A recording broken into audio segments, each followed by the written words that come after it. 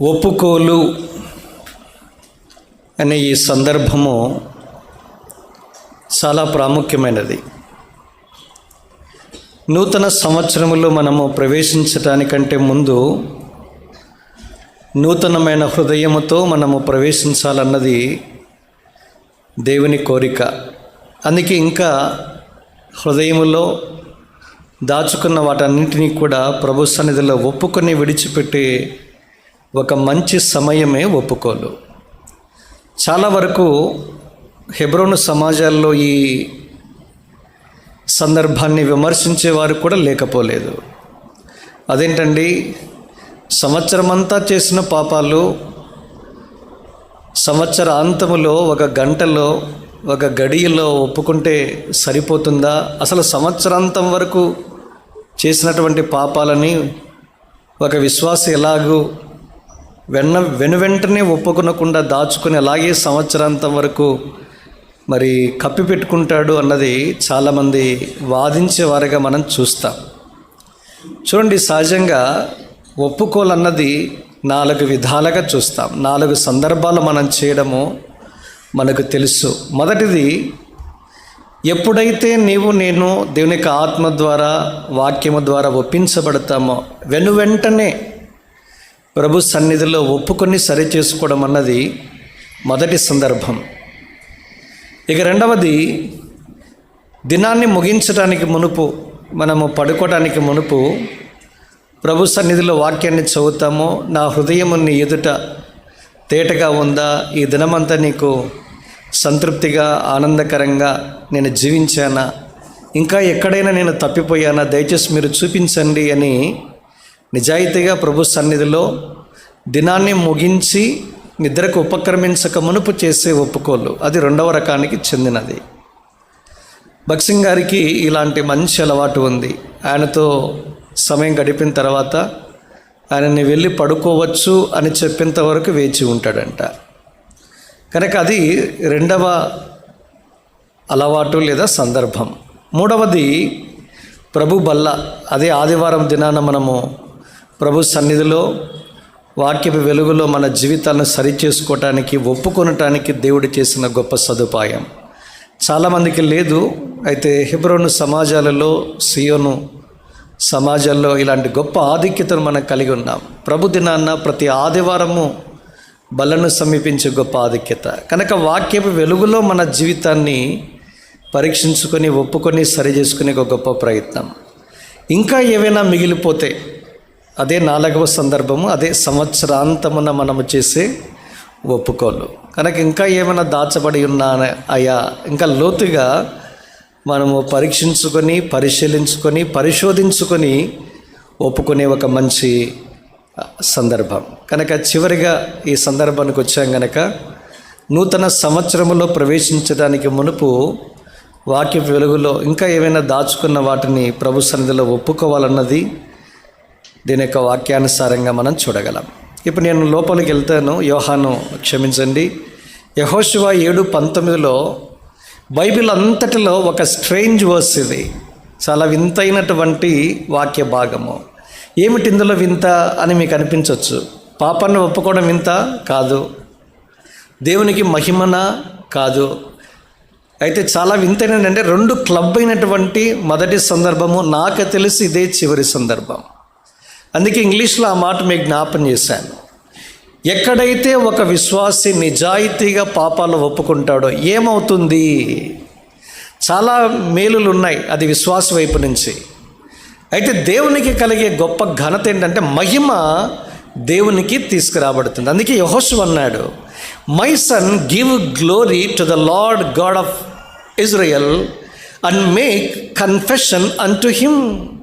కనుక God's glory and confession of our sins go together.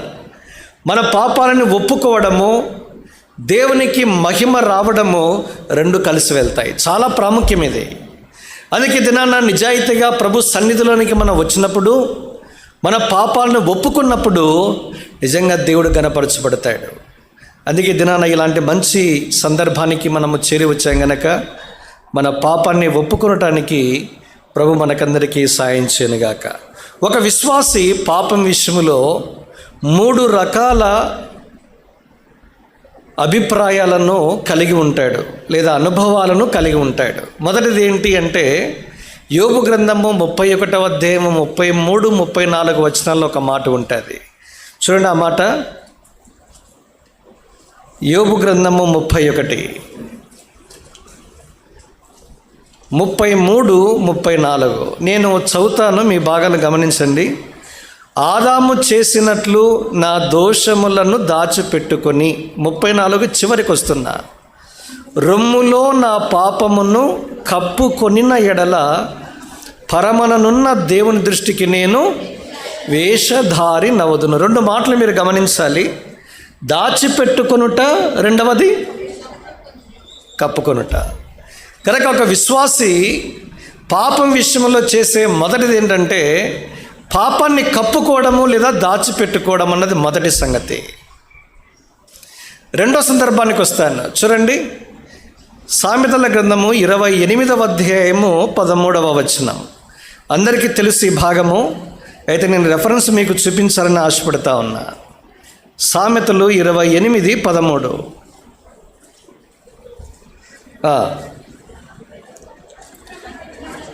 అతిక్రమములను దాచిపెట్టువాడు వర్ధిల్లటు, వాటిని ఒప్పుకొని విడిచిపెట్టువాడు కనికరము పొందును. ఒప్పుకొనుట, కన్ఫెసింగ్ సిన్. మొదటిది కవరింగ్ సిన్, పాపాన్ని దాచుకోవడము లేదా కప్పుకోవడము. రెండవది ఏంటి? కన్ఫెసింగ్ సిన్, పాపాన్ని ఒప్పుకోవడము రెండవది. మూడవ తాలూకా ఇంకొక సందర్భం ఉంది. రోమపత్రిక 6వ అధ్యాయము 12వ వచనం నుంచి 14వ వచనం వరకు ఉంటుంది. నేను ఆ భాగం దగ్గర వెళ్ళలేదు. రాయబడిన మాట ఏంటంటే, అయ్యా మీరు కృపకే కానీ ధర్మశాస్త్రమునకు లోనైన వారు కారు గనక పాపము మీ మీద ప్రభుత్వము చేయదు. అది నెగిటివ్ సెన్స్లో రాశారు. పాజిటివ్గా ఏం చెప్పాలి? పాపము మీదనే మీరు ప్రభుత్వము చేస్తారు. ఎప్పుడు? ధర్మశాస్త్రము క్రింద కాకుండా కృప క్రిందికి ఎవరైతే వస్తారో వారు పాపము మీద ప్రభుత్వం చేస్తారు. దాన్ని ఇంగ్లీష్లో తీసుకుంటే కాంకరింగ్ సిన్, పాపాన్ని జయించడం. 3 Cలు, సిసిసి. 1 ఈజ్ కవరింగ్ సిన్, పాపాన్ని కప్పుకోవడము. రెండవది కన్ఫెసింగ్ సిన్, పాపాన్ని ఒప్పుకోవడము. మూడవది కాంకరింగ్ సిన్, పాపాన్ని జయించడం. మనం మధ్యలో ఉన్నాము, అంటే పాపాన్ని ఒప్పుకొనటానికి చేరి వచ్చాం. చాలామంది ఒప్పుకున్నారు, కానీ పెదాలతో ఒప్పుకోవడం ఒక రీతిగా ఉంటుంది. హృదయపూర్వకంగా పాపాలు ఒప్పుకునేవారు రెండవ రకానికి చెందినవారు. ఉదాహరణకి పెదలతో ఒప్పుకున్న వాళ్ళు చాలామంది ఉన్నారు. ఉదాహరణకి ఫరో కూడా అన్నాడు. నిర్గమకాండము 9వ అధ్యాయం 37లో కావచ్చు, అదే నిర్గమకాండము 10వ అధ్యాయము 16లో కావచ్చు, అయ్యా నేను పాపము చేసి తినన్నాడు. ఎవరు వచ్చినప్పుడు? మోషే అహరోన్లో వచ్చినప్పుడు ఫరో మాట్లాడుతున్న మాట. పెదాలతో ఒప్పుకునే వాళ్ళు చాలామంది ఉంటారు. దానివల్ల ఎవరికి లాభం ఉండదు, చివరికి ఒప్పుకునే నీకు లేదా నాకైనా. ఇంకా కొంచెం ముందుకెళితే బిలాము కూడా మనకు కనబడతాడు. సంఖ్యాకాండం 22వ అధ్యాయం 34లో కూడా ఆ మాట మనం చూస్తాం. అయ్యా నేను పాపము చేశాను అన్నాడు. There is no deep conviction, లోతైన ఒప్పుదల లేదు. ఒకవేళ ఒప్పుదల ఉంటే తను మనసును మార్చుకుని తిరిగి వెళ్ళిపోయేవాడు. దురదృష్టం ఏంటంటే తను అలాగే కొనసాగిపోయి చివరికి నష్టపోయినట్లుగా చూస్తాం. ప్రార్థన అయితే బ్రహ్మాండంగా చేశాడు. ఏమని? నీతిమంతును కలిగే మనం నాకు కలిగితే బాగుంటుంది అని అన్నాడు. చివరికి చచ్చిపోయినట్లుగా మనం చూస్తాం.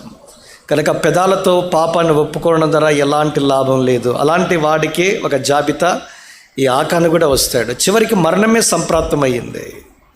సౌలు కూడా పాపాన్ని ఒప్పుకున్నాడు. మొదటి సమూయేలు గ్రంథము 15వ అధ్యాయము 30వ వచనం కావచ్చు, తర్వాత 26వ అధ్యాయంలో కూడా కావచ్చు, 31, 32 వచనాల్లో ఈ మాటలు మనం చూస్తాం. అన్నాడు 21, 22 వచనాల్లో, నేను పాపము చేసి తిని అన్నాడు ఆయన. సమూయేలు అయితే మాట అన్నాడు 15:30లో. మళ్ళీ పైపెచ్చామంటాడు, ఇశ్రాయేలు పెద్దలు ఉన్నారు చూడండి, ఆ పెద్దల ఎదుట నన్ను దయచేసి ఘనపరచున్నట్లుగా నాతో పాటు రండి అన్నాడు ఆయన.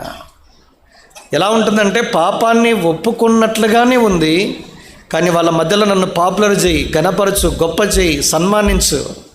ఇలాంటి వారు చాలామంది లోకంలో, మరి విశేషంగా దేవుని యొక్క సమాజాల్లో సంఘాలు ఉండడము ఘోరము, దౌర్భాగ్యం. సరే, దాని గురించి నేను ఎక్కువగా చెప్పదలుచుకోలేదు.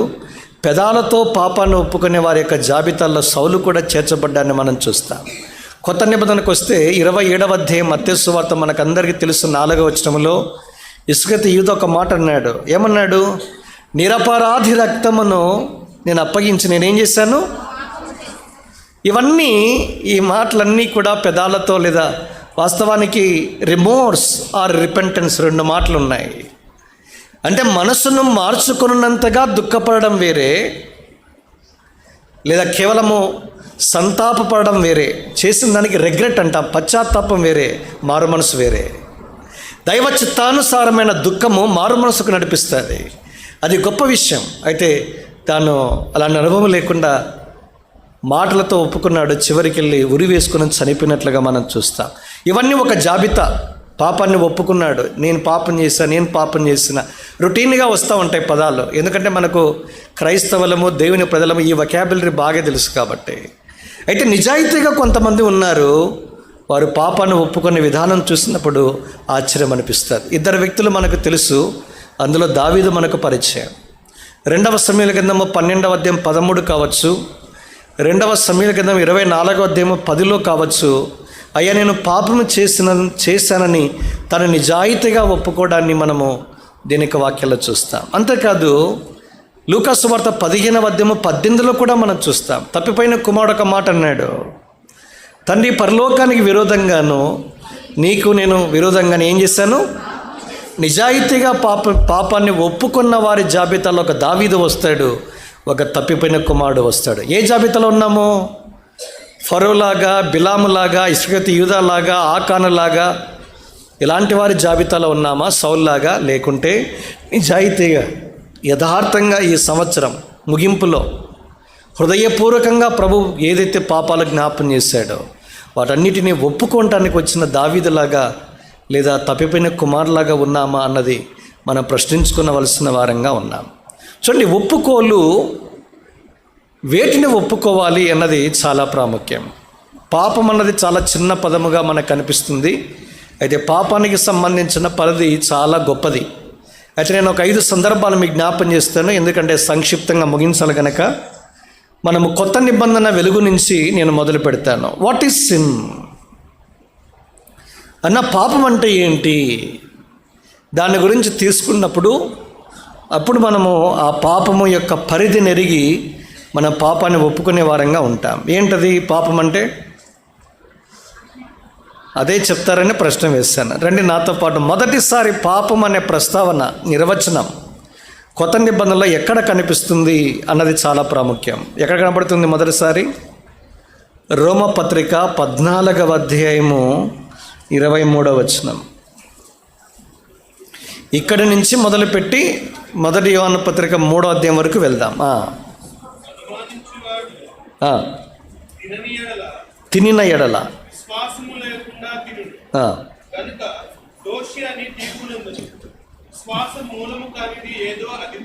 ఇది చాలా వరకు చాలా స్ట్రేంజ్ రెఫరెన్స్. ఇది పాపానికి నిర్వచనం వెంటనే మనకు గుర్తొచ్చేది 1 యోహాను 3, కానీ మొదటిది రోమపత్రిక 14:23లో మనం చూస్తాం.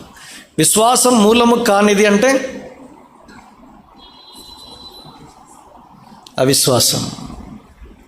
అవిశ్వాసము పాపం. అది చాలా ప్రాముఖ్యం. ఇది దేవుడు నా జీవితంలో అనుగ్రహించిన అనేకమైనటువంటి వాగ్దానాలు ఉన్నాయి. దాని నుంచి ఆరంభిద్దాం. చాలాసార్లు దేవుడు తాను చేసిన వాగ్దానం విషయంలో నెరవేర్చలేకపోయాడే అని చాలాసార్లు అనుమానించే వారంగా మనం ఉంటాం. దేవునిని అనుమానించే వారంగా ఉంటాం. అలాంటి వారు ఎవరైనా ఇక్కడ ఉంటే అవిశ్వాసం అన్నది పాపం అనేది దీని యొక్క వాక్యము సెలవిస్తూ ఉంది కనుక దాని విషయంలో మనం ఒప్పుకోవాలి. ఇంకా వాగ్దానాల విషయంలో మాత్రమే కాదు, దేవుని విషయంలోనే అపనమ్మకం. ఒక తోమ ఉన్నాడు, తోమ నమ్మలేకపోయాడు. అందుకే తాను యోహాను సువార్త 20వ అధ్యాయంలో వచ్చేసరికి మనం చూస్తే ఆయన చేతిలో నా చేయి పెట్టి చూడాలి, ఆయన పాదాలు చూడాలి, ఆయన ప్రక్కలో నేను చేయి పెట్టి చూడాలి, అలాంటివన్నీ చెప్పిన తర్వాత చూస్తే నేను నమ్ముతాను అని తను చెప్పినట్లుగా మనం చూస్తాం. అందుకే యేసు ప్రభువు చక్కగా ఒక అద్భుతమైన మాట చెప్పాడు. ఏమన్నాడు? చూడక నమ్మిన వారు ధన్యులు అన్నాడు. అందుకే పేతురు అద్భుతమైన మాట ఉపయోగించాడు. అయ్యా మీరు చూడకయే విశ్వసించుచు ఆయన ఏం చేస్తున్నారు? చూడకయే విశ్వసించారు, తర్వాత పైపెట్టి ఏం చేస్తున్నారు? ప్రేమించుచున్నారు. కనుక దేవుడు నిజంగా మనల్ని ధన్యులుగా ఎంచుతూ ఉన్నాడు. కనుక దేవుడు మన విషయంలో ఎంతైనా నమ్మదగిన వాడు. దేవుణ్ణి ఏ ఏ విషయాల్లో మనం అపనమ్మక అంటే అవిశ్వాసాన్ని దేవుని విషయంలో చూపించామో ఆ విషయంలో కూడా నీవు నేను ప్రభు సన్నిధిలో మన పాపాన్ని ఒప్పుకొనవలసిన వారంగా ఉన్నాం. ఎక్కడైనా అపనమ్మిక ఒకవేళ వచ్చి ఉందేమోనని మనం ఎన్నోసార్లు పరీక్షించుకునవలసిన వారంగా ఉన్నాం. చాలాసార్లు మనం బైపాస్ చేస్తాం. చాలాసార్లు దేవుడు ఏంటంటే, దేవుడు ఇన్ని చేశాడు, ఈ విషయంలో నాకు ఇది చేయలేకపోతున్నాడు అని దేవుని మీదనే మనం నిట్టూర్పు విడిచే వారంగా ఉంటాం.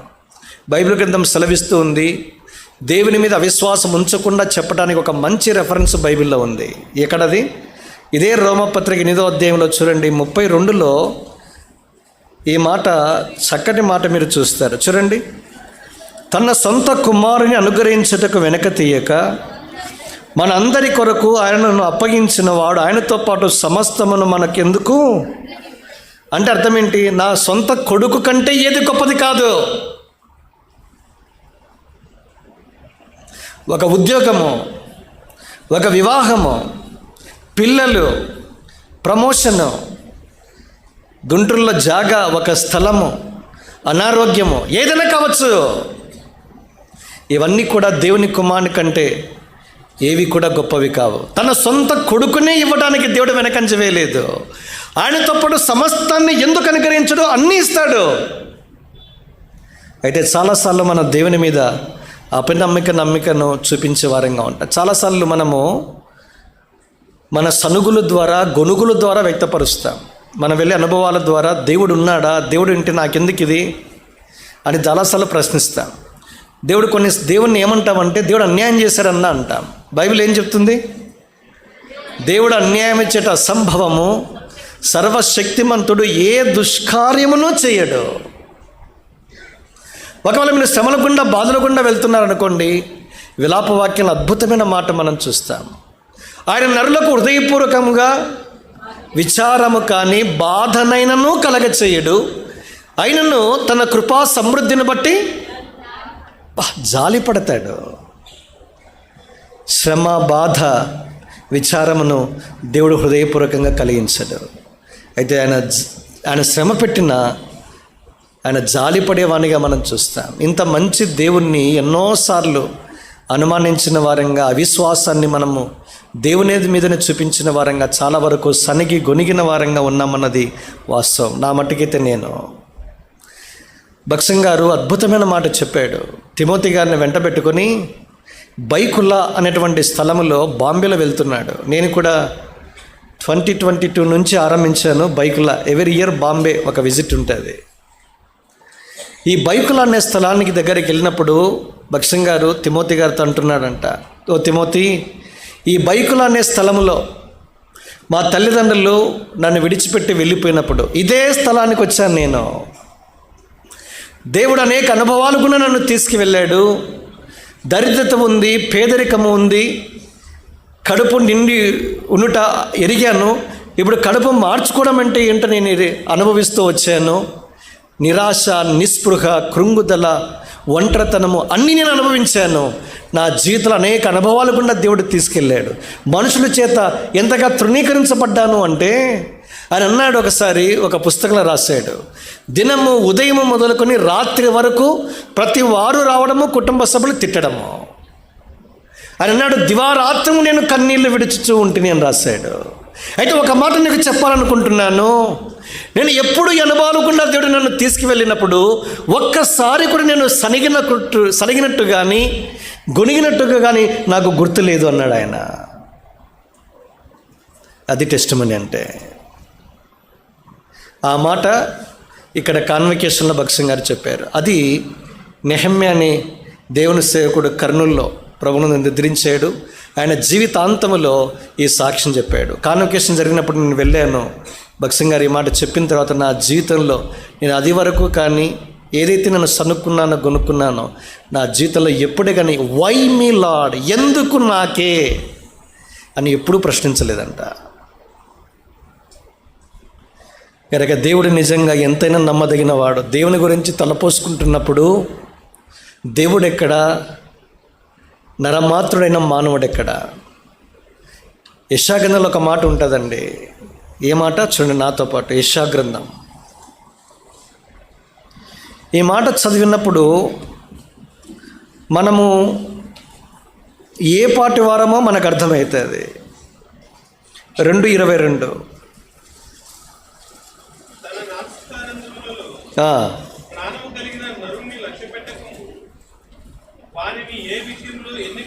బా, ఏం ప్రశ్న వేశారండి. దేవుడు వేశాడు ప్రశ్న. ఏమన్నాడు? అసలు వాణ్ణి నాసికా రంధ్రాలలో ఏముంది? ప్రాణం కలిగిన వాడిని లక్ష్య పెట్టద్దు. వాడిని ఎన్నిక చేయాలంటే ఏ విషయంలో ఎన్నిక చేయొచ్చు? Nothing, zero. మన ఆయుష్ ఎంతటిదంటే ఇంతలో కనబడి అంతలో ఆవిరైపోయే నీటి ఆవిరి, గతించిపోయే రోజుల నీడ వంటిది అన్నాడు. నీట బుడగ వంటి ఆయుష్ను కలిగిన వారము, నాసికా రంధ్రాల్లో ప్రాణము కలిగి ఎంత మాత్రము ఎన్నదగినటువంటి వారము ఎన్నిక చేయటానికి మనలో ఏ మంచితనం లేదు. అయినను దేవుడు కరుణా సంపన్నుడై ఉండి మహోన్నతుడైన దేవుడు ఇలాంటి మనలను ఎన్నిక చేశాడు. ఆశ్చర్యం కాదండి? అందుకే దేవుని విషయంలో ఎక్కడైనా మనం ఒకరు అనుమానించి ఉన్న వారంగా ఉంటే మనము ఎంతైనా పశ్చాత్తాపడవలసిన వారంగా ఉన్నాం. నా జీవితంలో జరిగిన ఒక సంఘటన చెప్తాను, ఎందుకంటే రెలవెన్స్ ఉంటుంది. ఏపీపీఎస్సీ ఎగ్జామినేషన్స్ జరిగాయి. నేను ఎగ్జామినేషన్ రాయక మునిపే మా ఇంట్లో ఒక చెప్పాను జవాబు. ఏం చెప్పానంటే, అసిస్టెంట్ ప్రొఫెసర్ క్యాడర్లో ఎగ్జామినేషన్ జరిగింది. డిపార్ట్మెంట్ నా స్పెషలైజేషన్ ఏదైతే ఉందో ఆంధ్రప్రదేశ్లో ఒక్కటే సీటు ఉంది. నేను చెప్పాను, ప్రభు మహాకృపను బట్టి స్టేట్ ఫస్ట్ నేనే వస్తున్నాను. ఇంకా ఎగ్జామ్ రాయలేదు, నేను రాశాను ఎగ్జామ్. స్టేట్ ఫస్ట్ రావాల్సిన నేను స్టేట్ సెకండ్ వచ్చాను. నేను పోస్ట్ పోయింది. నా తర్వాత 2 అమ్మాయిలకి లేడీస్ కోటాలో వాళ్ళకు వెళ్ళిపోయింది. 1కి 2కు 1 ఉంది, 2 నేను. నా కింద ఉన్న అమ్మాయిలు ఉన్నారు. ఫస్ట్ అతనికి పోస్ట్ వచ్చింది, కింద 2కి పోస్ట్ వచ్చి నన్ను దేవుడు పక్కన తీసి పెట్టాడు. చాలా దినాలు ఆశ్చర్యపోయాను. మనకు తెలుసు రోమా 8:20 కొన్నిసార్లు మన వ్యక్తిగతంగా అన్వయించుకోవడము, జీర్ణించుకోవడం చాలా కష్టం. దీనికంటే ఏదైనా భిన్నమైన జవాబులు వస్తే తప్ప మనము సాటిస్ఫై కాం. దినాలు గడిచాయి, పేపర్ చాలా సులభంగా ఉంది, కానీ ఆశ్చర్యకరంగా నాకు రాకపోవడం ఏంటి అని ఒకంత డీలా పడ్డా. అప్పుడు దేవుడు నాకు చూపించిన మాట, ఒక దేవుని సేవకుడు చూడండి, అది ఇంతవరకు చూడలే ఆ వచనం. నేను చదివాను చాలాసార్లు, 29 ఏళ్ళగా చదువుతూనే ఉన్న దేవుడు చూపించిన మాట చూడండి. రోమాపత్రిక 9వ అధ్యాయం.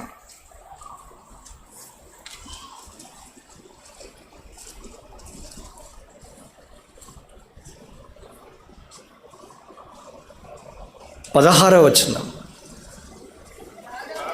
కాగా పొందగోరు వాని వలననైనను ప్రయాసపడు వాని వలననైనను కాదు, కానీ కరుణించు దేవుని వలననే. ఎప్పుడైతే ఈ మాట విన్నానో, ప్రభా నీకు వందనాలు, ప్రయాసపడే వానిలో కూడా పొందగోరే వానిలో ఎవరు లేదు. అంటే నేను పొందాలనుకున్నా నాలో కూడా ఏం లేదంట. 2 ప్రయాసపడడం అంటే కింద నడు పరిగెత్తేవాడు. రోజుకు 10 గంటలు, 12 గంటలు, 14 గంటలు చాలామంది ఉంటారు స్టూడెంట్స్. పొందగోరు వానిలో లేదు, ప్రయాసపడు వానిలో లేదు, కానీ కరుణించు దేవుని వలననే కలుగును అన్నప్పుడు ఏమర్థం చేసుకోవాలి?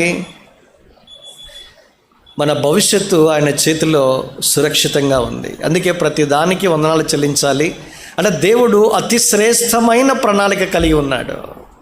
The best is yet to come అనుకోవాలంట. అంటే ఇంకా శ్రేష్టమైనది ఇంకా రావాల్సి ఉంది, ఇంకా రాలా. ఈ మాట విన్న తర్వాతనే నేను కొంచెము నా ప్రాణము తెప్పరిల్లి దేవునికి వందనాలు చెల్లించి అవిశ్వాసము కాక విశ్వాసినై సాగిపోవటానికి దేవుడు ఎంతైనా సాయం చేశాడు. నిజంగా చూసినప్పుడు ఆశ్చర్యం అనిపిస్తుంది. కనుక అవిశ్వాసము పాపము. దేవుని విషయంలో నేను అనుకుంటాను, ప్రభా నీ సొంత కుమ్మను నాకు ఇచ్చావు, నీ కొడుకు కంటే నాదేంట ఎక్కువ? ఉద్యోగమా, ఆరోగ్యమా, పిల్లల, భార్యనా, లేదా ఆస్తులా, అంతస్తులా, ఎనీథింగ్. యేసుప్రభువు అనే దేవుని కుమారుని నువ్వు ఇచ్చినప్పుడు నాకు ఏదైనా ఇస్తావు, నీకు వందనాలు తెలియజేస్తూ. నాకు తెలియదు భవిష్యత్తు, నా చిన్న అల్పమైన ప్రాణము, ఆయుష్ కలిగిన వాడు, జ్ఞానాన్ని కలిగిన వాడు, మట్టి బుర్ర, నాకు అర్థం కాదు. అయితే నువ్వు చేయనదంతయు ఏంటది? ఆయన చేయనదంతయు నమ్మకమైనది అని రాయబడింది. కనుక ఆయన చేసేదంతా కూడా నమ్మదగినది అని ఎరిగి దేవునికి వందనాలు చెల్లించాను. కనుక మనం కూడా అవిశ్వాసము దేవుని విషయంలో ఎక్కడైనా చూపించి ఉంటే చాలా సరుగు గొనుగులు ఎక్కువ. నా మట్టుకు చాలా అనుభవించాను కాబట్టి నేను చెప్తూ ఉన్నా. అందుకే రానున్న ఇంకా ఇంకా ఇంకా అనేక అనుభవాల ద్వారా దేవుడు తీసుకుని వచ్చి అది కూడా మనసులో నుంచి తీసివేసి దేవుని ఎదుట సాగిలపడినట్లుగా దేవుడు చేస్తూ ఉన్నాడు. నేర్చుకుంటున్నా కనుక అనేకులకు నేర్పించడానికి నా అనుభవాలు కూడా పాఠాలుగా దేవుడు ఉంచాడు. అందుకే ఈ రాత్రి అవిశ్వాసము అన్నది పాపము, అవిశ్వాసము మనం చూపించి ఉంటే దేవుని దగ్గర క్షమాపణ కోరవలసిన వారంగా ఉన్నాం. పాయింట్ నెంబర్ 2, రెండో దగ్గరికి వస్తాం. నేను క్రోనలాజికల్ ఆర్డర్లో వెళ్తున్నా, అంటే దాన్ని క్రమంగా రోమా తర్వాత కొరింథీయులకు రాసిన పత్రిక 8వ అధ్యాయం. పాపానికి నిర్వచనాలు మీరు చూడండి, కొత్తవి ఇవంతా. 11, 12 వచనాలు. సహోదరులకు 8, 11. సర్లేండి, 12 చదవండి. ఓకే. అందువలన ఎవని కొరకు క్రీస్తు చనిపోయాను, ఆ బలహీనుడైన మీ సహోదరుడు నీ జ్ఞానమును బట్టి నశించును. ఇలాగు సహోదరులకు విరోధముగా పాపం చేయుట వలనను వారి బలహీనమైన మనస్సాక్షిని నొప్పించుట వలనను మీరు క్రీస్తునకు విరోధంగా పాపము చేయువారు. పాపము అన్న మాటకు అర్థం ఏంటంటే, ఒక విశ్వాసి ఇంకా చివరికి వచ్చేసరికి ఎవరైతే ఇంకా బలహీనమైన విశ్వాసి, అప్పుడప్పుడే రక్షించబడి ఏమి తెలియదు చూసారా, అలాంటి వ్యక్తి మనస్సాక్షిని ఏం చేయడము? నొప్పించడం. ఫుట్ నోట్లో గాయం. మనస్సాక్షి కూడా ఏమవుతుంది? గాయం అవుతుంది. అంటే మనస్సాక్షి గాయమైందంటే ఎలా గాయమవుతుందంటే మన మాటలు, మన ప్రవర్తన ద్వారా గాయాలు. సో నీ నోటి మాట వలన కలుగు నొప్పి అన్నాడు. యోబు గ్రంథంలో ఆ మాట చూస్తాం. సామెతల్లో సొలొమోను అన్నాడు, కత్తిపోటు వంటి మాటలు మాట్లాడువారు, అంటే కత్తికైనా పదును ఉంది. నేను ఎన్నోసార్లు చెప్పాను, బహుశా ఇక్కడ చెప్పానో లేదో. అసదుద్దీన్ ఓవైసీ అని అతను ఉన్నాడు. రియల్ ఎస్టేట్ బిజినెస్లో అతను కత్తిపోట్లకు గురయ్యి సావడానికి, అంటే మరణశయ్యకి వెళ్ళిపోయాడు, మరణానికి వెళ్ళిపోయాడు. టెంపరీ ట్రీట్మెంట్ తీసుకున్నాడు. ఇంగ్లాండ్కి వెళ్ళాడు. ఆయన ట్రీట్మెంట్ తీసుకొని బ్రతికి బట్ట కట్టి మళ్ళీ హైదరాబాద్కి వచ్చాడు. గత 10 ఏళ్లలో కేసీఆర్ ప్రభుత్వంలో ప్రతిపక్షంలో వాళ్ళతో కలిసి ఆయన మాట్లాడాడు. మొన్న కాంగ్రెస్లో రూలింగ్లో కూడా మాట్లాడుతూనే ఉన్నాడు. నాకు అనిపిస్తుంది, అరే భౌతిక సంబంధమైన కత్తి పోట్లకు గురైన వ్యక్తి అయినా బ్రతికి బట్ట కట్టి మరలా వచ్చి జీవించే ఆస్కారం ఉంది. ఇక్కడ కూర్చున్న మన నోటి మాటల ద్వారా ఎంతమందిని చంపి పడేశామో.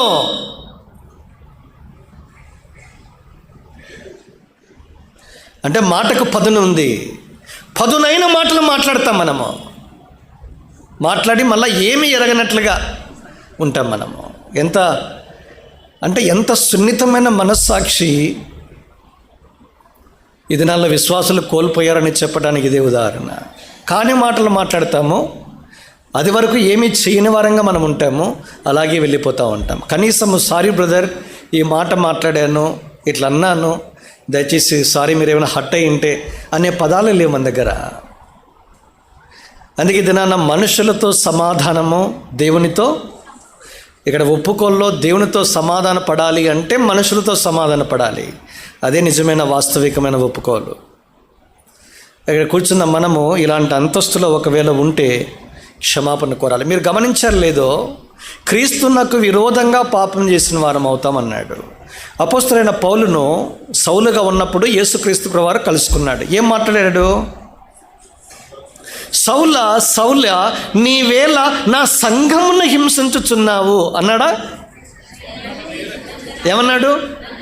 అరే నన్నేల నీవు హింసించుచున్నావు. మీరు వెంటనే ఏం ప్రశ్న వేసుకుని ఉండాలా? అపోస్తలుడైన పౌలు భౌతికంగా బతుకున్నప్పుడు యేసు లేడు. అర్థమైందా మీకు?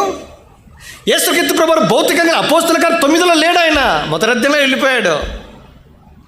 అది గలిలయ మనుషులారా, ఎందుకు మీరు ఆకాశం వైపు తేరు చూస్తూ ఉన్నారు? ఈరోజు ఈ విధంగా వెళ్ళిపోతున్న ఈ ప్రభు మరలా రెండోసారి వస్తాడు చెప్పేశాడు. అనేక మందికి 500 మంది కంటే ఎక్కువ సార్లు దాదాపుగా ఆయన ప్రత్యక్షతలను మనం చూస్తాం. 10 ప్రత్యక్షతలు. అది కూడా హిస్టారికల్ రికార్డ్. అది 9వ అధ్యాయంకి వచ్చేసరికి యేసు ప్రభువు లేడు భౌతికంగా, కానీ ఏం మాట్లాడుతున్నాడు? నీవేళ నన్ను హింసించుచున్నావు. దేవుని ప్రజలను హింస, బాధ, కష్టము, కన్నీరు కలిగించే ప్రతి విశ్వాసి క్రీస్తునితో విరోధంగా పాపం చేస్తున్నాడనే లెక్క. అందుకే మరి ఎవరిని తేలికగా తీసివేసే ప్రయత్నం చేయకూడదు.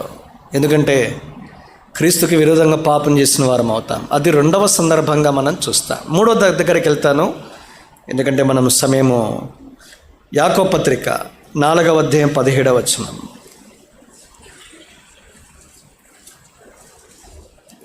యాకోబు 4:17.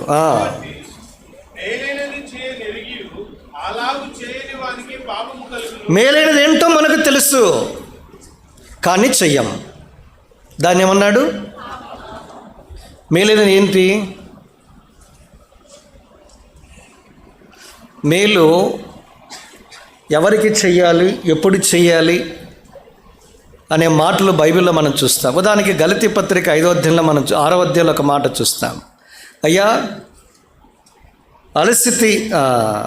అలయక మేలు చేసితిమేని తగిన కాలమందు పంట కోతమో. బాగానే ఉంది. దాని కింద ఏముంది? కాబట్టి మనకు సమయము దొరికిన కొలది అందరి ఎడల, మరి విశేషముగా విశ్వాస గృహము ఎడల మేలు చేయాలి. కనుక విశ్వాస గృహానికి మేలు చేయడం అంటే ఈ దినాల్లో ఎవరైతే ఆర్థికంగా ఇబ్బందులు ఉన్నారో వారిని ఎరిగి మనము సహాయం చేసే సామర్థ్యం అని ఉండి కూడా మనం చేతులు చాపకపోవడం పాపం. కిరాణా వస్తు రూపేణ కావచ్చు, బట్టల రూపేణ కూడా కావచ్చు. చివరికి బట్టలు మనమేమో వేసుకొని వస్తాము, పక్కనున్న వారి సంగతి మనం ఆలోచన చేయము. పేదవాళ్ళు, నిరుపేదలు, అభాగ్యులు మనకు తెలుసు. మందిరానికి ఎవరైతే వస్తూ ఉంటారో కనీసం 3 పూట్ల భోజనం కూడా నోచుకున్నటువంటి వాళ్ళు చాలామంది ఉంటారు. వారి గురించి కూడా మనం ఆలోచన చేయవలసిన వారంగా ఉన్నాం. మా నాన్న నిజంగా రక్షణ లేనప్పుడే సంవత్సరాంతపు మేము ఎస్పీజీ డినామినేషన్ చెందిన వాళ్ళం, హెబ్రోనైట్స్ కాదు మేము. ఈ డిసెంబర్ మాసంలో విధవరాలు ఎవరైతే ఉంటారో వారి కొరకు ప్రత్యేకంగా కొంత డబ్బులు సమకూర్చి వాళ్ళకు బట్టలు ఇస్తారు. మాకు ఎవరికే కానీ చెప్పడు మా నాన్న. మనం ఒక శారీ ఇస్తేనే ఇక మనం ఉబ్బి తబ్బిపోయి ప్రచారమే చేస్తాం, పబ్లిసిటీ. ఈ దినాల్లో సెల్ఫీ అదొక దరిద్రం. అది చిన్న బన్ ఇస్తాడు, సెల్ఫీ ఎక్కడ 4 రోడ్ల కూడల్లో, దాన్ని తీసుకెళ్ళి సోషల్ మీడియాలో పోస్ట్ చేస్తారు. మీకు 0 మార్కులే పడతాయి ఇక్కడ. కనుక విశ్వాస గృహానికి మేలు ఇచ్చడం అదొకటి. ఇక ఎన్నో రకాల మేలులు దేవుడు ఏదైతే దీని యొక్క వాక్యంలో చెప్పాడో మనకు తెలుసు. మన మనస్సాక్షి ఇది మేలు మంచిదని, దాన్ని చేయకపోవడము పాపమని దీని యొక్క వాక్యం చెబుతూ ఉంది. ఎక్కడైనా మనం కొదవగలిగిన వారంగా ఉంటే మనము క్షమాపణ కోరవలసిన వారంగా ఉన్నాం. 4వ సందర్భానికి వస్తాను. 1 యోహాను పత్రిక 3వ అధ్యాయం. 1 యోహాను 3:4. పాపము చెయ్యి ప్రతి వాడును ఆజ్ఞను అతిక్రమించును, ఆజ్ఞాతిక్రమమే పాపము అని రాశాడు. ఆజ్ఞాతిక్రమం ఎవరిది?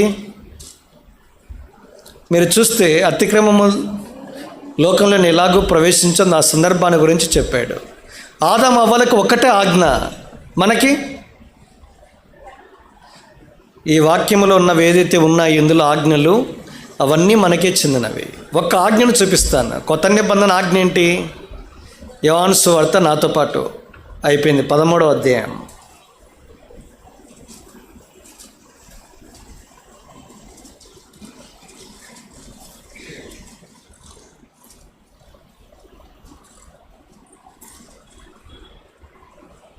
34, 35 వచనాలు. మీరొకరినొకరు ప్రేమింపవలనని మీకు క్రొత్త ఆజ్ఞ ఇచ్చుచున్నాను, నేను మిమ్మల్ని ప్రేమించినట్టే మీరును ఒకరినొకరు. ఇదే మనలో ఉన్న లోపం. ప్రేమించడానికి కొలమానం ఏంటంటే పారామీటర్స్ ఉన్నాయి. పారామీటర్స్ ఏంటి అంటే రెఫరెన్స్ పాయింట్ అంటాం దాన్ని. ఎట్లా ప్రేమించాలన్నా అంటే ప్రభువు మనలను ప్రేమించినట్టే ఇతరులను ప్రేమించాలి. అదే కృత ఆజ్ఞ. ఇదిన మనం ఎంతో మందిని ప్రేమించడానికి బదులుగా 2024లో ద్వేషించాం, పగ తీర్చుకున్నాం, ప్రతీకారం తీర్చుకున్నాం, ప్రాపగండ చేశాం. నిజంగా మనం ప్రేమిస్తున్నామా లేదా ఒక్కటే గుర్తు ఏంటంటే విస్తారమైన పాపాలని ప్రేమ ఏం చేస్తుంది? కప్పుతుంది. కప్పకుండా విప్పినటువంటి వాళ్ళు ఎవరైతే ఉన్నారో వారందరూ కూడా పాపం చేసిన వారితో సమానం. నేను ఎన్నోసార్లు చెప్పాను, నోవహు ద్రాక్షరసం తాగాడు, పడిపోయాడు. 3 కుమారులు ఒకడు వచ్చి చూసి వెళ్ళిపోయాడు. తర్వాత తన సహోదరుని తీసుకుని వచ్చాడు. నోవహు తను ఎప్పుడైతే నిద్రమత్తులో నుంచి తేరుకొని లేచాడో వెంటనే చేసిన పనేంటి? వ్యక్తిని శపించాడు, తర్వాత ఇద్దరిని దీవించాడు. పాపాన్ని కప్పకుండా, పాపాన్ని బహిర్గతం చేసి ప్రాపగండ చేసే ఏ వ్యక్తి దీవించబడడు. అందుకే దినాన నీవు నేను ఎక్కడైతే పాపాన్ని ప్రేమను చూపించక ద్వేషాన్ని, పగను, ప్రతీకారాన్ని మనము కలిగి రకరకాలుగా ప్రాపగండ చేశామో ప్రభు పాద సన్నిధిలో సాగిలపడి క్షమాపణ చెప్పవలసిన వారంగా ఉన్నాం. ప్రభును కూడా క్షమాపణ అడగాలి. ఎవరినైతే మనము ప్రేమించకుండా నిరాదరణకు గురి చేసామో వారి దగ్గరికి వెళ్ళి మనము క్షమాపణ కోరాలి. అప్పుడే మనం నిజాయితీగా మనుషులతోనూ దేవునితోనూ సమాధానం కలిగి ఉన్నామని సాక్ష్యం ఇచ్చే వారంగా ఉంటాం. ఈ అనుభవం ఏదైనా ఉంటే, ఈ ఆజ్ఞను అతిక్రమించిన వారంగా ఉంటే మనం పాపాత్ములమే. దీన్ని విశ్వాసంగా మనము తప్పకుండా ఒప్పుకొనవలసిన వారం. మనము మందిరాల్లో మాత్రమే కాదు, తల్లిదండ్రులు ప్రేమించే విషయం కావచ్చు, ఇరుగు పొరుగు కావచ్చు, బంధువులు కావచ్చు, మన చుట్టూ ఉన్నవారు కావచ్చు, చివరికి శత్రువును కూడా కావచ్చు. ఇలాంటి అనుభవాన్ని మనం కలిగి ఉండాలన్నది దేవుని యొక్క కోరిక. దాని కొరకే యేసు ప్రభువారు ప్రాణం పెట్టాడు. ఆయన సమాధికి వెళ్ళాడు, తిరిగి లేచాడు. ఆయన త్యాగము ఎంత మాత్రం నిర్వీర్యం కాకున్నట్లుగా ప్రభు సన్నిధిలో మనము నిజాయితీగా మన పాపాలను ఒప్పుకొనవలసిన వారంగా ఉన్నాం. 5వది చివరి సందర్భం, 1 సమూయేలు గ్రంథము 12వ అధ్యాయం. సహజంగా ఈ మాట చాలాసార్లు మనం చదువుతూ ఉంటాము. 23వ వచనం.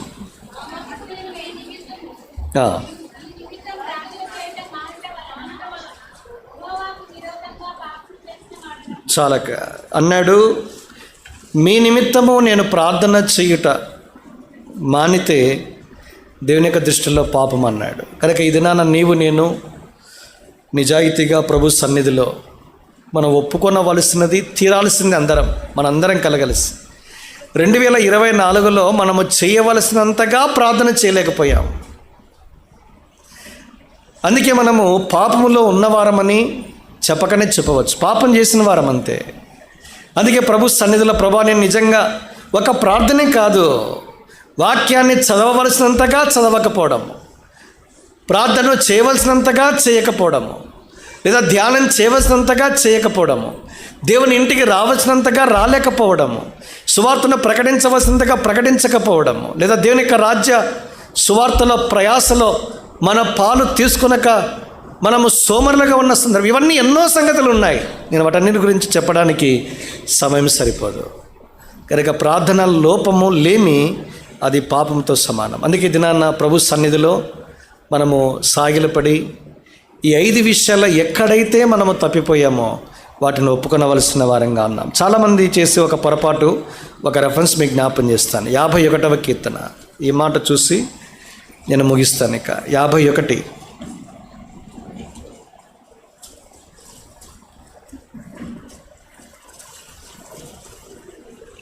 3వ వచనం.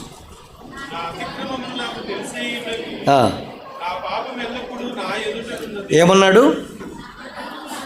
నాకు తెలుసు అన్నాడు. రెండవది నా ఎదుటే ఉంది అంటాడు. మళ్ళీ మనం ఏమంటాము? ఇంకా నీకు ఎక్కడైనా చేసి ఉంటే అంటాం మనము. అలాంటి ప్రార్థనలకి ఎలాంటి జవాబు ఉండదు. నా అతిక్రమం ఏంటో నాకు తెలుసు, నీ అతిక్రమం ఏంటో నీకు తెలుసు. తర్వాత ఇంకేముంది? మన ఎదుట ఏ పాపమైతే ఉందో అది కూడా ప్రభుకు తెలుసు. అది నీకు తెలుసు, నాకు తెలుసు. అందుకే ప్రభు సన్నిధిలో మనం ఒప్పుకొని క్షమాపణ కోరి ఒక నూతనమైన తీర్మానంతో నూతన సంవత్సరంలో ప్రవేశించాలి. అందుకే ఈ ఒప్పుకోలు అనేది చాలా ప్రాముఖ్యం. అందుకే రాయబడిన మాట యెహోషువ 7:19 ప్రకారము ఒక చిన్న మాట, ఇదైనా ఒప్పుకుంటే దేవునికి మహిమ, దేవునికి ఆనందం, దేవునికి ఘనత, దేవునికి కీర్తి. ఇంతకంటే ఇంకేం కావాలండి? అందుకే నిజాయితీగా ఒప్పుకుందాం, కప్పుకొనకుండా ఒప్పుకుందాము, ప్రభు సన్నిధిలో సాగిలపడదాము. ఈ 5 విషయాలే కాదు, నా అతిక్రమములు, నా పాపాలు, నా దోషాలు అయ్యా నీ ఎదుటే ఉన్నాయి, నాకు తెలుసు, వాటన్నిటినీ నీ సన్నిధిలో నిజాయితీగా ఒప్పుకుంటున్నానని ఒప్పుకొని ఈ ఒప్పుకొల్లో ప్రభు సన్నిధిలో మన హృదయాలను నూతనమైన రీతిలో ప్రతిష్ఠించుకోవటానికి ప్రభు మనందరికీ సాయం చేయనుగాక.